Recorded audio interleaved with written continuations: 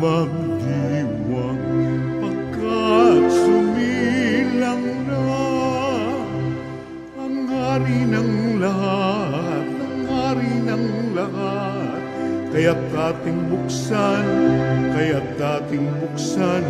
ang pinto ng ating pagmamahal. Sa ngalan ng Ama at ng Anak at ng Espiritu Santo. Amen. Ang pagpapala ng ating Panginoong Hesukristo, ang pag-ibig ng Diyos Ama at ang pakikipagkaisa ng Espiritu Santo naway sumainyong lahat. At sumaiyo rin. Ngayon po ay ginugunita natin ang kapistahan ni Apostol San Juan, manunulat ng mabuting balita.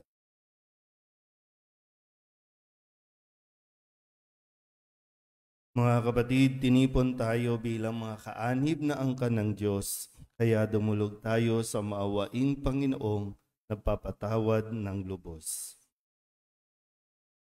Sinugong tagapagpagaling sa mga nagsisisi, Panginoon, kaawaan mo kami. Panginoon, kaawaan mo kami. Dumating na tagapaganyayang mga makasalanay magsisi, Kristo, kaawaan mo kami. Kristo, kaawaan mo kami. Nakaluklok ka sa kanan ng Diyos Ama para ipamagitan kami. Panginoon, kaawaan mo kami. Panginoon, kaawaan mo kami. Kaawaan tayo na makapangyarihang Diyos, patawarin tayo sa ating mga kasalanan at patnubayan tayo sa buhay na walang hanggan. Amen.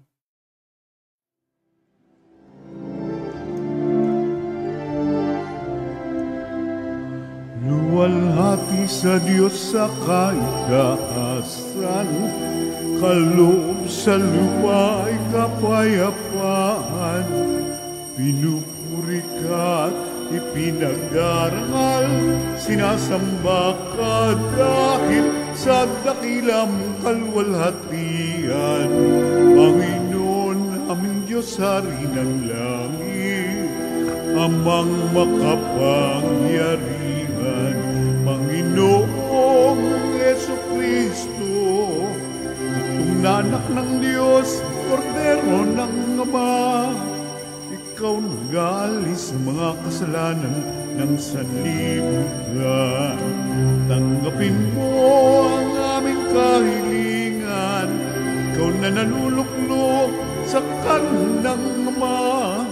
Maawa ka sa amin, ikaw lamang ang manal, Panginoong Jesucristo, kasama ng Espiritu, sa luwalhati ng Ama. Amen, amen, amen.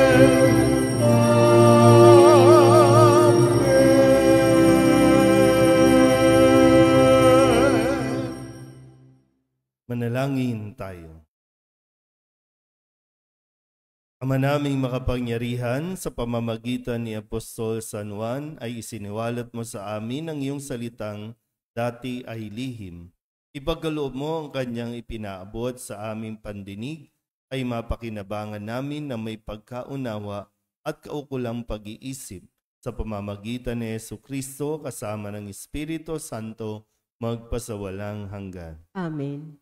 Maupo po ang lahat.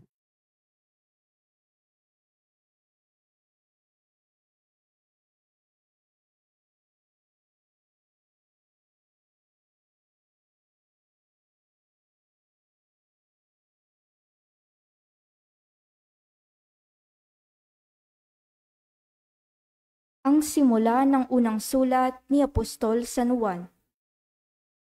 Mga pinakamamahal, sumusulat kami sa inyo tungkol sa Kanya na sa simula pa'y siya na, ang salita na nagbibigay buhay. Narinig namin siya at nakita, napagmasdan at nahipo ng aming mga kamay. Nahayag ang buhay. Nakita namin siya at pinatotohanan sa inyo. At ipinangangaral namin sa inyo ang buhay na walang hanggan na kasama ng Ama at nahayag sa amin. Ipinahahayag nga namin sa inyo ang aming nakita at narinig, upang makasama namin kayo sa pakikiisa sa Ama at sa Kanyang anak na si Hesukristo. Sinusulat namin ito upang malubos ang ating kagalakan. Ang salita ng Diyos. Salamat sa Diyos. Salmong tugunan, sa Panginooy magalak, ang masunurit matapat, tayo pong lahat. Sa Panginooy magalak, ang masunurit matapat. Ang poon ay magahari, magalak ang kalupaan. Lahat kayong mga pulo ay magsaya at magdiwang. Ang paligid niya ay ulap na lipos ng kadiliman. Kaharian niya'y tapat at salig sa katarungan. Tugon. Sa Panginooy magalak, ang masunurit matapat. Yaong mga kabundukay natutunaw parang pagkit sa harapan ng dakilang Panginoon ng daigdig. Sa langit ay nahahayag yaong kaniyang katuwiran. Sa lupa ay makikita ang kaniyang kadakilaan. Tugon. Sa Panginooy magalak, ang masunurit matapat. Sa tapat ang pamumuhay ay sisinag ang liwayway. Sa dalisay namang puso, magahari kadakilaan. Ang matuwid ang gawain ay galak ang masusumpong. Sa maraming kabutihang ginawa ng Panginoon, ang ginawa niyang ito'y dapat nating gunitain. At sa poon ay iukol ang papuring walang maliw. Tugon. Sa Panginooy magalak, ang masunurit matapat. Tumayo po ang lahat.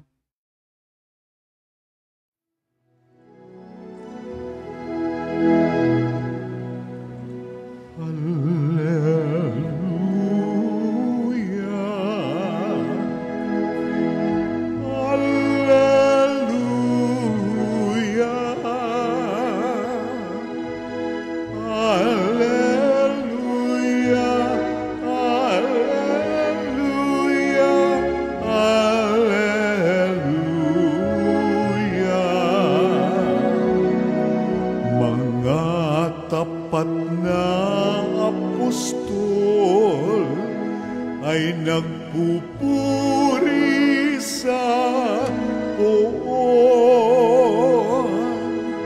Sa langit habang panahon, Alleluia, Alleluia.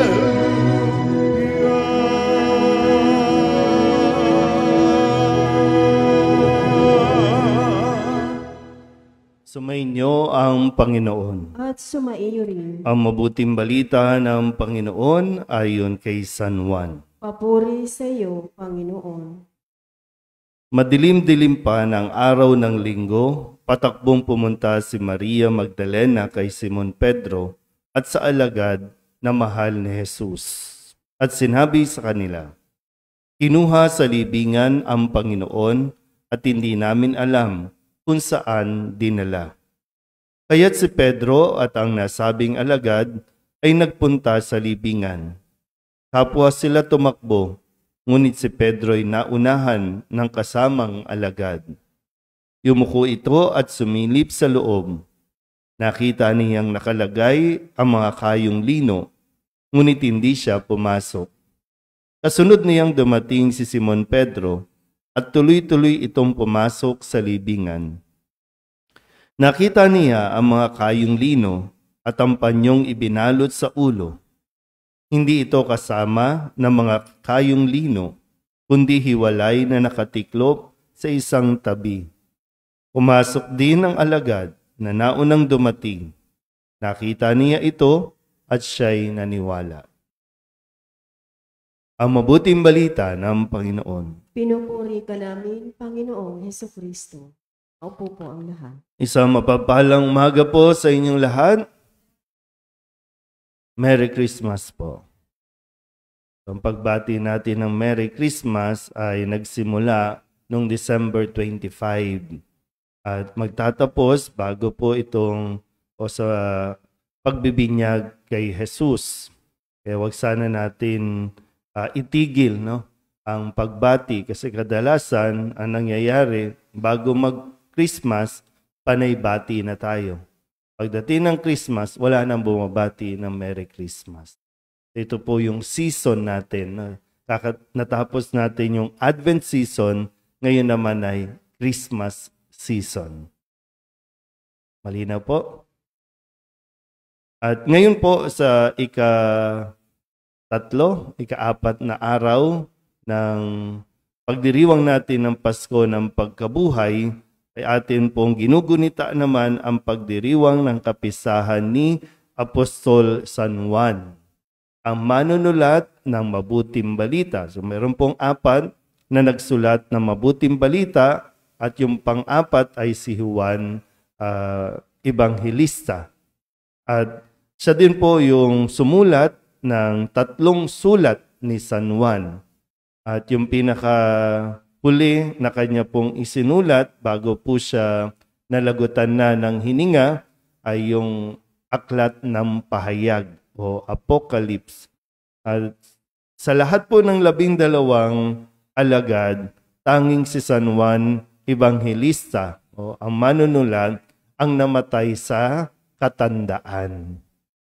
Yung iba po ay namartir o pinatay dahil sa kanila pong pagpapahayag ng mabuting balita.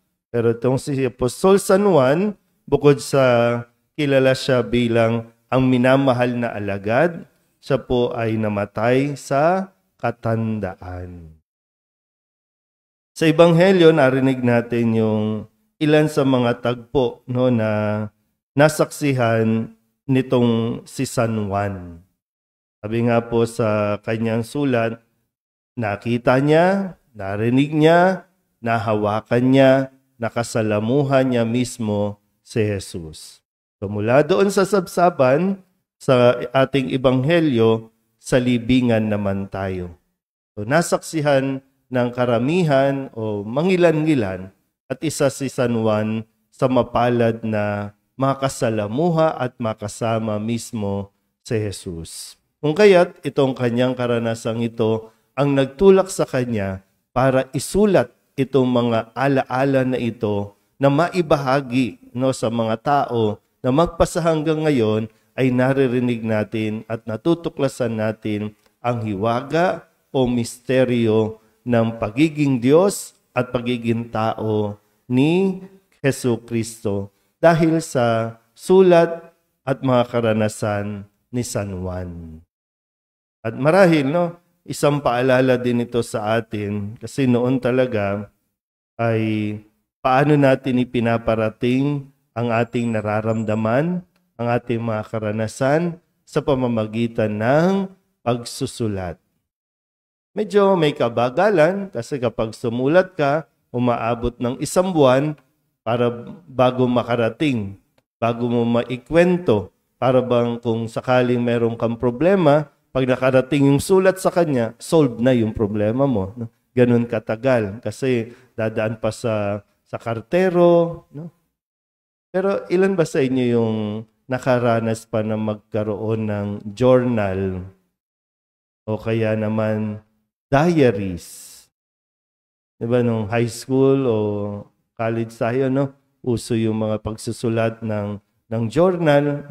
Yung mga santo nga natin, may mga journal yan, parang required sila sa pagiging pari, seminarista pa lang, ay hinihikayat na isulat yung mga karanasan sa seminaryo at magpatuloy sa karanasan sa pari dahil ito'y ginagamit din kapag sila po ay, kung mayroon tayong ika-canonize ng mga tao, yung bibliography, isa ito sa pinagkukunan. Pero ngayon, makalipas po ang 3 araw ng pagdiriwang ng Pasko. Nasaksihan natin, naranasan natin ang diwa ng pagsilang ni Kristo, kamusta naman? Nagkaroon ba ng effort para maibahagi ang karanasan mo sa pagsilang ni Kristo? O wala lang, lumipas lang yung araw, kumain lang tayo, nagbigayan lang ng regalo, nagparty lang. Pero ano nga nangyari? Ano ang naranasan mo? Na yung paanyaya sa atin, ibahagi mo. Kasi ito ngayon ang mabuting balita. Wala tayong mga ballpen, lapis o panulat, notebook, papel, pero meron tayong social media na madalas tayong mag-comment, madalas tayong mag-post ng ating mga damdamin, yung mga karanasan, minsan mga disappointments. Madalas natin i-post mga parinig. Pero yung karanasan ng Pasko, mayroon ba tayong naibahagi? May naalala ka ba na salita ng Diyos na tumimo sa iyong isipan at yung effort na ibahagi ito sa iba? Dahil pag nag-post ka, maraming makakabasa. Yan nga lang, kapag sama ng loob, kapag tungkol sa ibang taong pinost mo, madami-dami ang magko-comment. Pero kapag nag-post ka ng salita ng Diyos, well, at least may mangilan-ngilan. Pero ano na rin yun? No? Magandang simula na rin yun. Na gawin mo, ibahagi mo ang mismong karanasan mo. Hindi ang kwento ng ibang tao, kundi yung mismong karanasan mo na dulot ng pagsilang ni Kristo. Amen?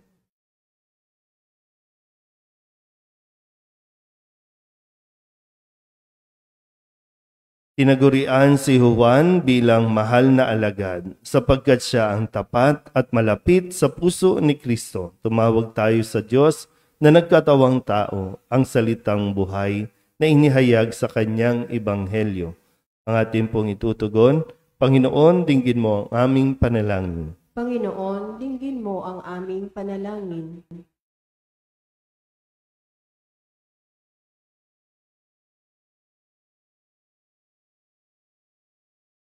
Ang simbahan naway maging masigasig sa kanyang apostolikong misyon na ipinagkatiwala sa kanya ni Kristo. Manalangin tayo sa Panginoon. Panginoon, dinggin mo ang aming panalangin.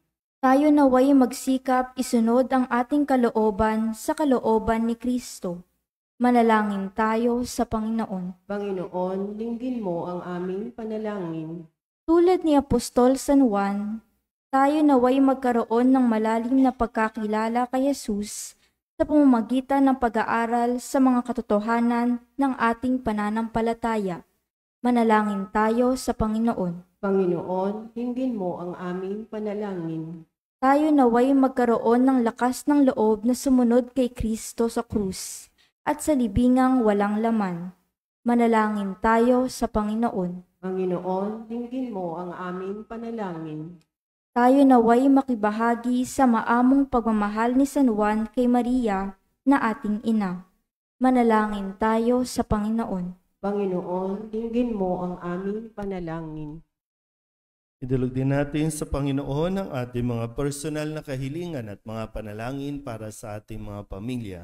Kasama din ang mga kahilingan ng mga nanonood sa online at ng mga misang pasasalamat, espesyal na intensyon, mga agarang paggaling ng mga may sakit at ang mga kaluluwa na inihiling na ipagdasal sa misa.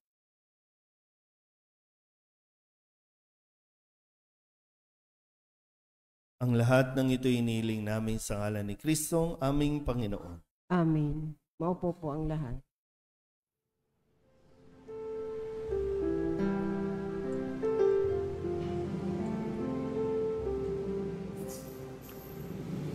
Alay namin sa Paskong dumating, pagkakaisa, pagmamahal at kabanalang taglay. Dalangin namin manatili kami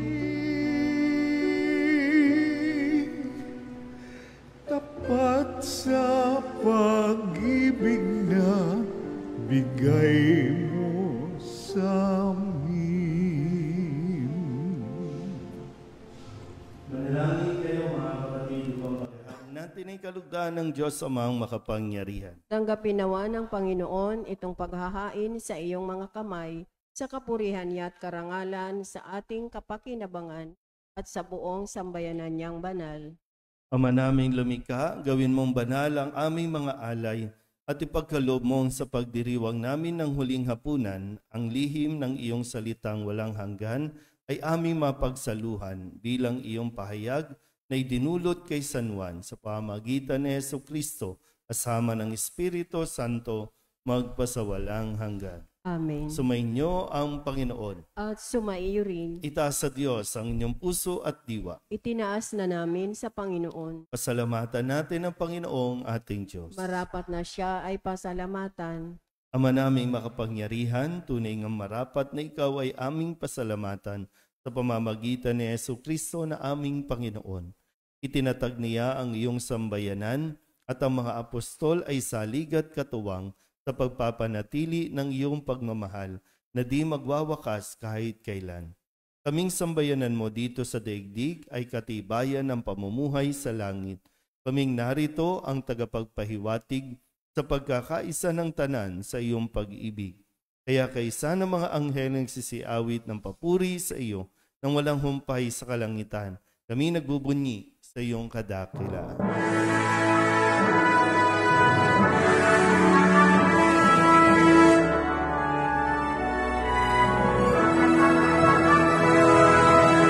Santo, Santo, Santo, Panginoong Diyos ng mga hukbo, napupuno ang langit at lupa ng kadakilaan mo.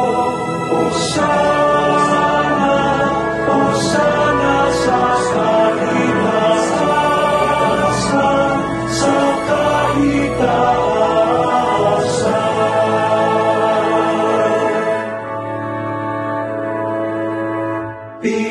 pinagpalang naparirito sa ngalan ng Panginoon.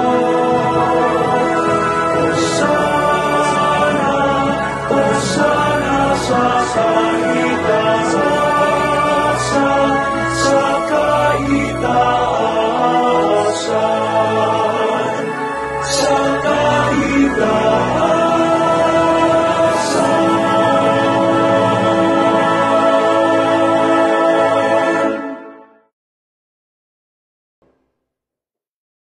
Ama naming banal, ikaw ang bukal ng tanang kabanalan.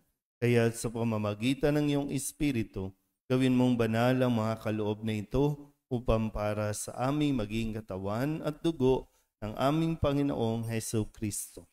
Bago niya pinagtiis ang kusang loob na maging handog, hinawakan niya ang tinapay, pinasalamatan kaniya, pinaghati-hati niya iyon, iniabot sa kanyang mga alagad at sinabi,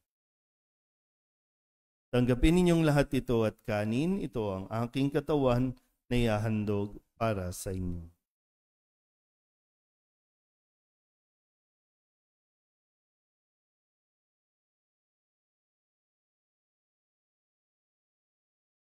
Gayun din naman nang matapos ang hapunan, hinawakan niya ang kalis, muli kaniyang pinasalamatan. Iniabot niya ang kalis sa kanyang mga alagad at sinabi, tanggapin ninyong lahat ito at inumin. Ito ang kalis ng aking dugo ng bago at walang hanggan tipan. Ang aking dugo na ibubuhos para sa inyo at para sa lahat sa ikapagpapatawad ng mga kasalanan. Gawin ninyo ito sa pag-alaala sa akin.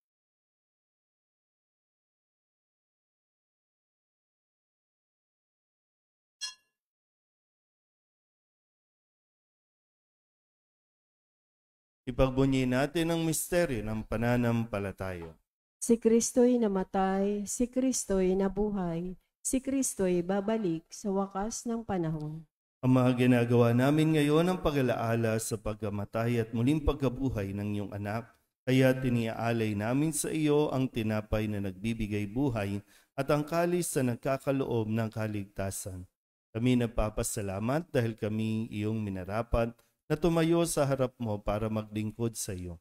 Sinasamo namin kami magsasalo-salo sa katawan at dugo ni Kristo ay mabuklod sa pagkakaisa sa pamamagitan ng Espiritu Santo. Amahalin ngapin mo ang iyong simbahang laganap sa buong daigdig. Puspusin mo kami sa pag-ibig kay San Francisco na aming Papa at ni Jose na aming Obispo at ng Tanang Kaparian. Alalahanin mo rin ang mga kapatid namin na himlay na may pag-asang sila'y muling mabubuhay, gayon din ang lahat ng mga pumanaw. Kawaan mo sila at patuloyin sa iyong kaliwanagan. Kawaan mo at pagindapating kaming lahat makasalo sa iyong buhay na walang wakas. Kaysa ng mahal na Birheng Maria na Ina ng Diyos, ng kabiyak ng puso niyang si San Jose. Kaysa ng mga apostol at ng lahat ng mga banal na namuhay dito sa daigdig na kalugod-lugod sa iyo, may pagdiwang nawa namin ng papupuri sa ikararangal mo sa pamamagitan ng iyong anak na aming Panginoong Hesu Kristo. Sa pamamagitan ni Kristo, kasama niya at sa Kanya, ang lahat ng parangal at papuri ay sa iyo, Diyos amang makapangyarihan, kasama ng Espiritu Santo, magpasawalang hanggan. Amen. Amen.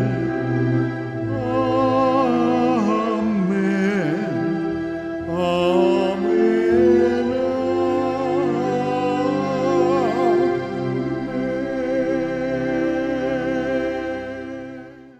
Sa tagubilin ng mga nakagagaling na utos at turo ni Jesus sa Panginoon natin at Diyos, ipahayag natin ang lakas loob.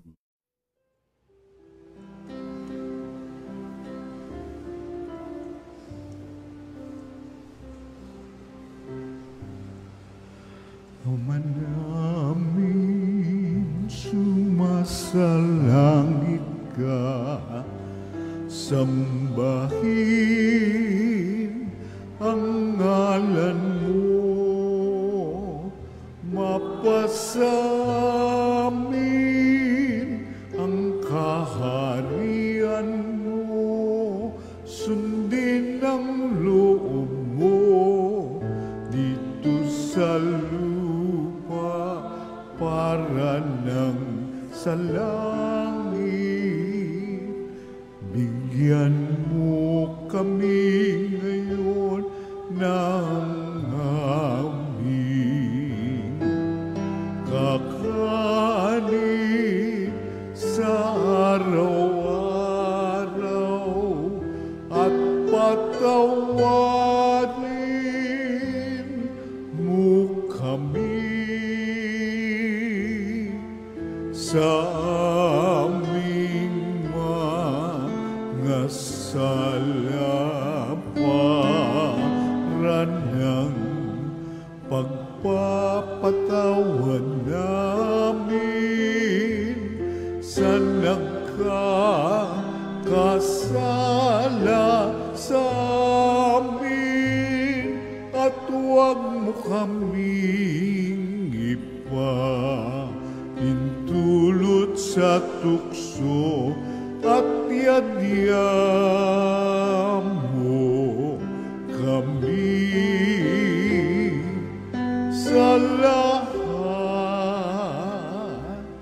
ng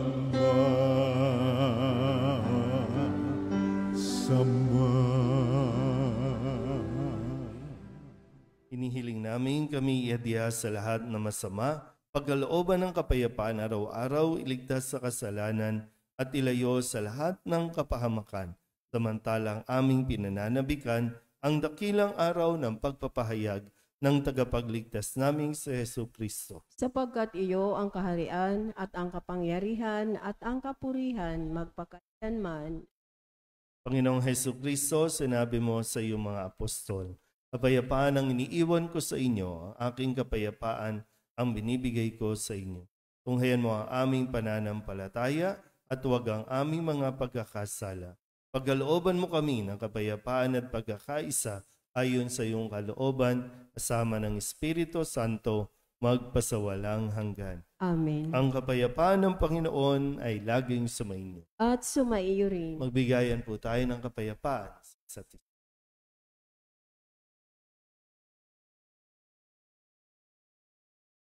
Kordero ng Diyos na nag-aalis ng mga kasalanan ng sanlibutan, maawa ka sa amin. Kordero ng Diyos na nag-aalis ng mga kasalanan ng sanlibutan, maawa ka sa amin. Kordero ng Diyos na nag-aalis ng mga kasalanan ng sanlibutan, ipagkaloob mo sa amin ang kapayapaan. Tumuhod po ang lahat.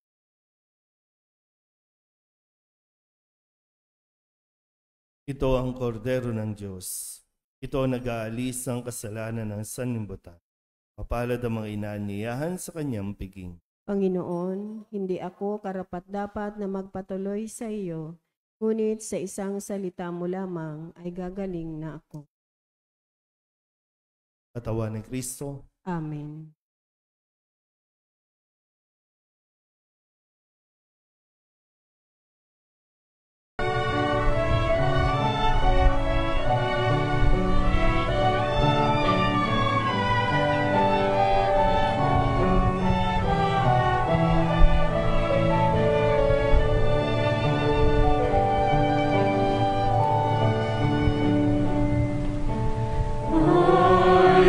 Listen to the Lord, will listen to the voice of his people, serve them with all my heart.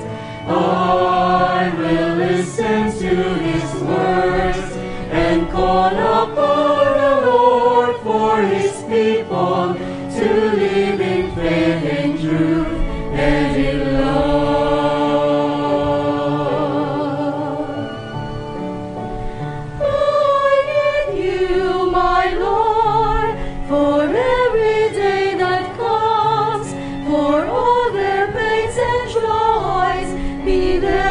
Understand, they may seek you, my Lord, and reach into your hands. May you comfort their sorrows and heal their wounded hearts. I will listen to the Lord, will listen to the voice of his people, serve them with all my heart.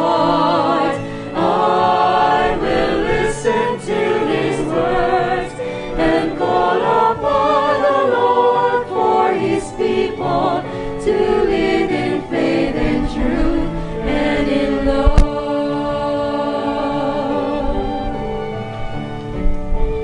I commend you, my Lord, show them your truth and love. When darkness overtakes them, your light shines from above. I will be there, my Lord, to lead at your command. Together at one table, feed them the bread of love. I will listen to the Lord, will listen to the voice of his people, serve them with all my heart. I will listen to his words and call upon the Lord for his people to live in faith and truth and in love. There are those who seek the lost and suffering, bind their wounds and bring them to your care. Oh Lord, I know that you're with them, embracing once again. Your love is all I bear.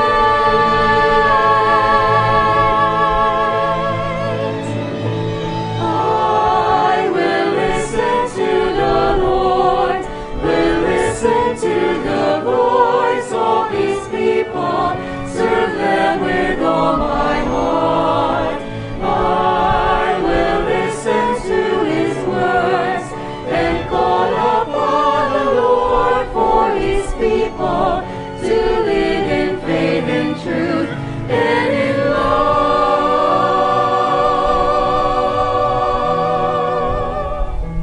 I will listen to the Lord and call upon the Lord for his people to live in faith and truth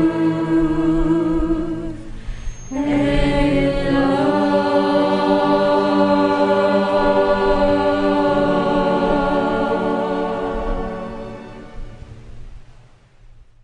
Panalangin sa Nuestro Padre Jesus Nazareno. Sa ngalan ng Ama at ng Anak at ng Espiritu Santo. Amen. Ama, kaaluban mo kami ng iyong bugtong na anak, ang mahal na pong Jesus Nazareno, aming Diyos at mananakop, ay magdusa at mamatay sa krus upang tubusin ang tao sa kanyang mga hirap at kamatayan. Ipinadadama mo ang mabigat na kasalanan ng tao at ang dakila mong pag-ibig. Itulot mong matanggap namin ang bunga ng kanyang pagtubos sa amin. Naway mabuhay kaming tunay na Kristiyano at makamit ang hinihiling sa iyong awa ng buong pananampalataya at pag-ibig. Sa ngalan ni Kristong aming Panginoon. Amen.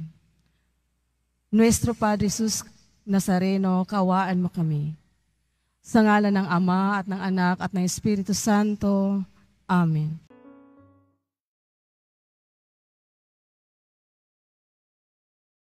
Manalangin tayo.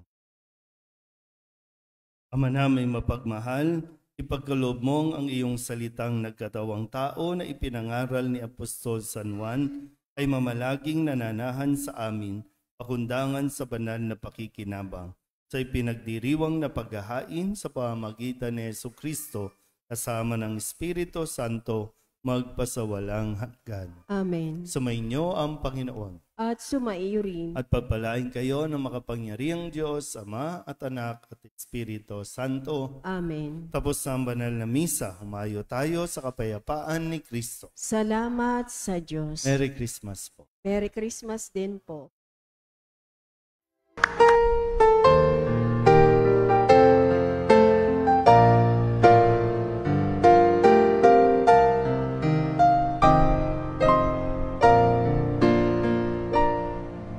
Nuestro Padre Jesus Nazareno, sinasamba ka namin, pinipintuho ka namin, aral mo ang aming buhay at kaligtasan. Nuestro Padre Jesus Nazareno, iligtas mo kami sa kamatayan. Ang krus mong kinamatayan ay sagisag ng aming kaligtasan. Nuestro Padre Jesus Nazareno, dinarangal ka namin. Nuestro Padre Jesus Nazareno, minulwalhati ka namin. Nuestro Padre Jesus Nazareno, dinarangal ka namin. Nuestro Padre Jesus Nazareno,